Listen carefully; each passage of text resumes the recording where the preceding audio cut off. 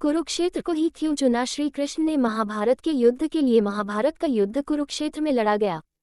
कुरुक्षेत्र में युद्ध लड़े जाने का फैसला भगवान श्री कृष्ण का था, लेकिन उन्होंने कुरुक्षेत्र को ही महाभारत युद्ध के लिए क्यों चुना? इसकी कहानी कुछ इस प्रकार है। जब महाभारत युद्ध होने का निश्चय हो गया तो उसके लिए जमीन तलाश की जाने लगी। श्री कृष्ण जी बढ़ी हुई असुरता से ग्रसित व्यक्तियों को उस युद्ध के द्वारा नष्ट कराना चाहते थे, पर भय ये था कि यह भाई भाइयों का, गुरु शिष्य का, संबंधी कुटुंबियों का युद्ध है। एक दूसरे को मरते देखकर कहीं संधि न कर बैठे, इसलिए ऐसी भूमि युद्ध के लिए चुननी चाहिए जहां क्रोध और द्वेष के संस्कार पर्याप्त मात्रा में हों। उन्होंने अनेकों दूत अनेकों दिशाओं में भेजे कि वहां की घटनाओं का वर्णन आकर उन्हें सुनाएं। एक दूत ने सुनाया कि अमुक जगह बड़े भाई ने छोटे भाई को खेत की मैन से बहते हुए वर्षा के पानी को रोकने के लिए कहा, पर उसने स्पष्ट इनकार कर दिया और उलाहना देते हुए कहा, तू ही क्यों न बंद करावे, मैं कोई तेरा गुलाम हूँ। इस पर बड़ा भाई आग बबूला हो गया। उसने छोटे भाई को छुरे से गोद डाला और उसकी लाश को पैर पकड़कर घसीटता हुआ उस मैन के पास ले गया और जहां से पानी निकल रहा था वहां उस लाश को पैर से कुचल कर लगा दिया। इस निशस्ता को सुनकर श्री कृष्ण ने निश्चय किया, ये भूमि भाई भाई के युद्ध के लिए उपयुक्त है।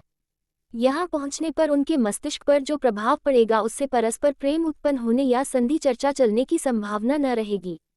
वह स्थान कुरुक्षेत्र था, वहीं युद्ध रचा गया। महाभारत की यह कथा इंगित करती है कि शुभ और अशुभ विचारों एवं कर्मों के संस्कार भूमि में देर तक समाये रहते हैं। इसलिए ऐसी भूमि में ही निवास करना चाहिए जहाँ शुभ विचारों और शुभ कार्यों का समावेश रहा हो।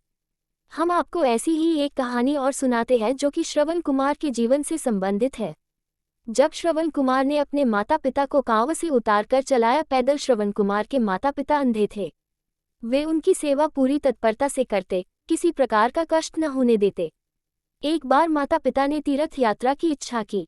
श्रवण कुमार ने कांवर बनाकर दोनों को उसमें बिठाया और उन्हें लेकर तीर्थ यात्रा को चल दिया। बहुत से तीर्थ करा लेने पर एक दिन अचानक उसके मन में यह भाव आए कि पिता माता को पैदल क्यों न चलाया जाए। उसने कांवर जमीन पर रख दी और उन्हें पैदल चलने को कहा।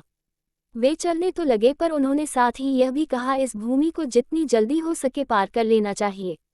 वे तेजी से चलने लगे। जब वह भूमि निकल गई तो श्रवण कुमार को माता पिता की अवज्ञा करने का बड़ा पश्चाताप हुआ और उसने पैरों पड़कर क्षमा मांगी तथा फिर कांवर में बिठा लिया।